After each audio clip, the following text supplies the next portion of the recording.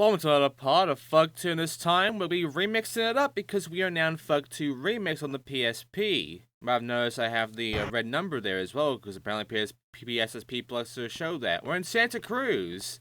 This is actually the first level for Remix, and also because it's an emulator, the commentary is there. Like, Tony is talking, but so fucking faint that I'm not even going to let you try to hear it because you will not be able to hear it. I had a very hard time hearing it myself, so yeah. All we have to know though is this is a new location, and from what I found, all three of the locations we're looking at through Remix are in the next game, American Wasteland. So eventually we will check out Santa Cruz and such from there. But right now, we're going to check out what Fug 2 Remix originally gave us with Santa Cruz. Because there are some things I guess aren't there with American Wasteland. One of the goals around here is to destroy windows, like so. It's about 10 of them I have to destroy. Another thing involves just doing all sorts of tricks and doing all sorts of stuff. Most destructive shit. The whole point of Fug 2 is just do goals and be destructive. And also a lot of people to talk to have a lot of text, which, the actual levels of Fug 2 don't really have that much text, that much, AI dialogue, so it's been interesting to see that this game just has quite an abundance of its, unique levels, essentially. And yeah, there's some gaps here too we gotta do, so obviously there'll be a gap checklist here as well. And there are only 3 levels of Remix that we're going to be looking at, and they're all going to be in the way. And also, this game does have a uniqueness to it when it comes to its level design, but we're not going to be looking at that this part, because this is just going straight from the training to, the first level of the game. And I'm going to just go ahead and be the Santa Cruz celebrity. It's just a surfer dude. Also text messages, we'll look at the text messages on the next part, because next part will be the actual Fug 2 starting level after training, which is Boston. Boston does not come up in Remix until fucking next part, so yeah, they kind of laid it out in quite a weird way, in a specific way too, that we will check out when we see it in part 4. But right now, we have the longboard grind, and we also have to bust this gap here, have to do a few combo lines, skater stuff, a whole bunch of shit, including some points, because one of those happens to be gaining about 50,000 points in a combo, so we're going to go ahead and do that. Just going to go ahead and do some grinding about, and use focus, which, the way focus works in PSP is different. PSP does not fucking, let you focus from pressing a button. You have to flick the stick in order to get focus happening, which is obnoxious. But to make matters worse, and by the way, for us to get this, we have to do a specific trick over it, that being a 180 melon. So there you go. I'm going to show off the race. I actually showed the line, which is grinding these benches, running all around the fucking bowl, all around it, and then getting onto the bench at the end, one of the benches at the end, and end it there. Another thing you might notice is that the balancing is a lot more loose than it is in the original Fug 2. Also, yeah, gotta race around town. And he also sounds like fucking... Yeah, they kind of gave him the same voice as our wheelchair opponent. So, Paulie is just this dude now, apparently. It's weird. It's actually kind of weird. And he will legitimately say something that is also very weird to hear from this guy, considering he is skating on a skateboard and not a fucking wheelchair. Which we're about to hear right about now. Wow, man, that thing's hot. Can you do it? Yeah, I'm not gonna let you hear it. You'll hear it soon in fucking Boston, because they actually essentially reused a good bit of how Boston works in Santa Cruz and a few of the other fucking goals. But it's mainly just Santa Cruz that has the most just reused shit. And it's also the team challenge. Team challenge is interesting because all team challenge is doing something with a whole bunch of skaters, not just one. Every other goal you can do with one skater for the most part, but team challenge requires you to really use all your skaters in a way. Usually doesn't involve using the special skater. It only really involves using you, the pro, and the secret skater, the guest skater. The secret skater usually has unique rides. They're on their own. But in this case, it's just a longboard, so yeah, our surfer bro here on his longboard, not a skateboard, will essentially be a part of this as well. And in case you're wondering, difficulty does change things up with this shit, but I'm not really going to show it because it's not that much of a detrimental change. It's not that much of a big thing. It's just like lowering down what we already are doing. So if you do sick, you already kind of have a good idea on how every goal is going to play out at that point. The only real difference will be the stats. That's about the only thing I'll really show. And also, there's a guy that tags around here called Spats, which, you gotta tag all of his spots, and on the PSP version, it's kind of weird on that. We'll see why. Also, there's a kid here for glasses, and it's not even normal glasses, it's cool glasses, that's kind of weird. But now we have a timer, and it is the, it's that, you know, that old favorite, the, you know, do the tricks you're told fucking goal.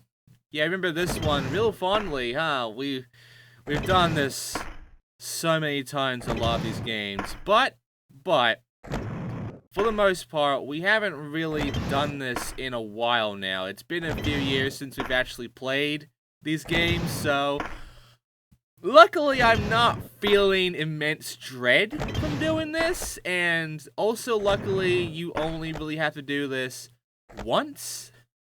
I mean, there is a kind of version of it, but it's a bit different, and I can be fun of that for the most part.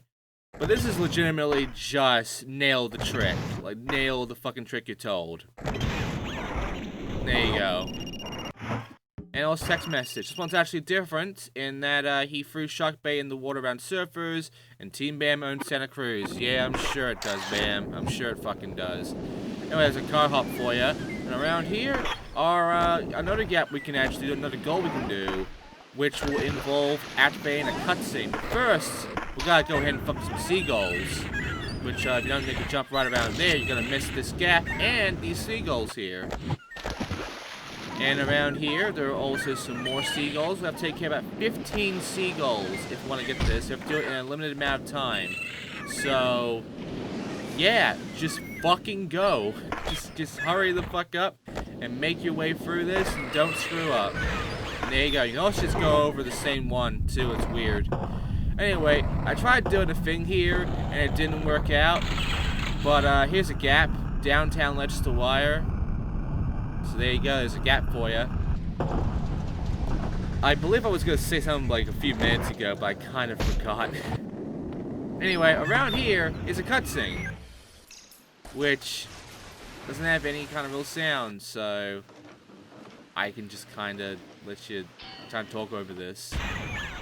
Very small, too. That gives you the launch the boat goal. And with that, I guess another goal where we have to apparently clear it off because it's snagged on the pier, which you can't really see. But there are some fucking sea lions down here, and you might notice the first one right there. But where's the other four? Well, the game developers just kind of put the other four in one spot, and the way you get them is awkward. We'll get them soon. Right now, though, look at that. We're on the boat. What do you do on the boat? You just do some tricks? No, you have to lip trick the fucking top of this spot here, which I'm guessing is the pier. And by getting the water jam gap and waiting 6 seconds, that's supposed to free the boat. Except it doesn't. It really doesn't. The boat's still here if you fucking do this. So, yeah, that entire goal makes no sense on the description. And hey, we can leave now with 400 points, even though it's a sick difficulty. We're not going to leave, though, because we got shit to do. And I'm going to go ahead and jump cut for this one. Next up, is doing the sea lions, which is right down here. It's awkward, but once you know they're there, just sort of slide down, you'll get them. After that, there's the secret skater, the guest skater, I guess, the special one. And he's a hippie, and he can actually get us away into the boardwalk. He's friends with the security guard. However, the storm is about to pass, and again, I would shut up with these cutscenes, but there's like no audio. Yeah, he's getting fucked. Just gotta really showcase how Eric's getting fucked over. And yeah, like, now we have the Guru Grind, we have this guy, and he has a few things for us, but the main thing he's unlocked for us is a new location, being the Boardwalk. See? Which, we are told about from Tony right in this text. See? So yeah, we can go to the Boardwalk Arcade, and we can go ahead and do mainly most of the goals that are involved in that one. Also, let's complete the team challenge by grinding the Squire already. Because we still gotta deal with the hippie as well, so let's see, just go all the way around, and there you go. So yeah, oh, I remember now, the controls. The controls are changed because this is the PSP, so unfortunately things have turned different because of that. And hey, we can now go on the Boardwalk, and you can tell us that we're friends of Zephyrus. So yeah, and here's the arcade machine, which will tell us get 75,000 points. I mean, that's pretty basic, honestly. I'm also gonna get rid of all these water balloons because I thought we had to use the water balloons here because there are goals that require us to use throwable objects. That is not the case in Santa Cruz. It's just there because why not?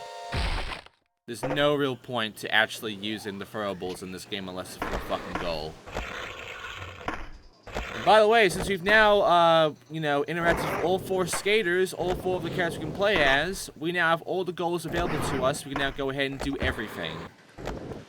And, yeah, I'm gonna go ahead and do the arcade machine thing, which is always a minute to get a high score. And also spats here. So, the controls are different here. Like, you have to flip the stick in order to get focus. Like, one button for spinning and for spine transfer and stuff, and do an acid drop, so the R button. It's all become kind of awkward, and it's not that fun, honestly. It's not exactly that fun, and it does get in my way, considering I keep switching between PC and PSP, and so I keep confusing pressing the fucking R button, or L button, however I fucking said it, for the PC version, and flicking it for PSP. It gets confusing. Also, we just took a slap that to get a fucking power-up thing, that whole billboard there, which activates this, which then we have to spine transfer into in order to get another goal done. And if you spine transfer in and out of it, you get some gaps. The other thing is essentially going to be that I'm not a fan of the balancing in this game. Like, on PC, I will fairly go through it, but the stats here are much, much harder on PSP, and it's all because they decided to make the balancing a lot more loose in the PSP version compared to the fucking PC and any other version. Which means that even if you have max fucking stats on your grind or your manual, it's almost like you're just having default stats when you start off the fucking mode on sick, or whatever, on normal fucking Fug 2. Like, it's that loose. It's almost the same, but still more loose than having 3 stat points in, like, fucking Fug goddamn 2 normally. So, yeah, because of how immensely mean and almost unplayable the fucking controls are, I did have to use cheats to just get the stat points out of the way. I will show you me doing the stat points, like, normally, like, fairly, on fucking, like, normal Fug 2, but on PSP, no, we're skipping that shit. And also, around up here, you know, you just grind around the whole thing, and also kind of grind that kickflip off of it in order to get the surfer ride trick thing. And also there's doing a combo, a whole point thing in here, which I believe is about, yeah, about 100,000 points. So there you go. And also up here is spats, which there is a combo line around here. We'll be doing that very soon. But yeah, here we go. So big twist over the beach stair gap, and then go to the quarter pipe and just touch it. Like, not even really trick on it, just like be there on the fucking quarter pipe. It's right around here. It's a weird quarter pipe too, not exactly a great one.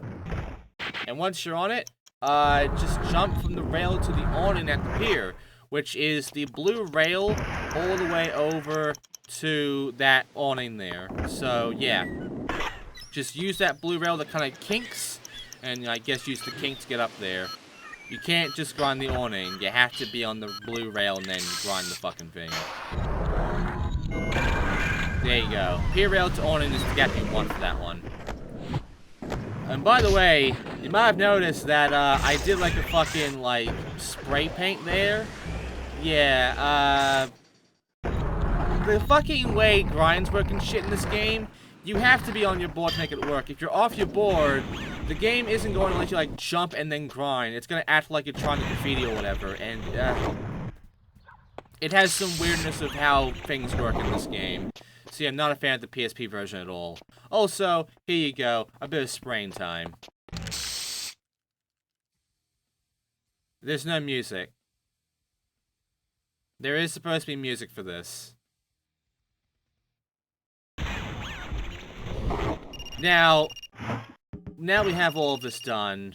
We've now cleaned up Santa Cruz, and we can now do some gaps, which we're going to do right now. And by the way, after this, I originally had it on sound effects only. I'm going to change the music and just mute all the music manually because it does fuck the audio. A lot of the audio is linked to the music and not sound. It's weird. Anyway, grind the outside of this entire pool for a gap because the inside gives you one thing, but the outside gives you, I believe it's called the outside bowl, whatever. Outside derby aim, or derby rim. There you go.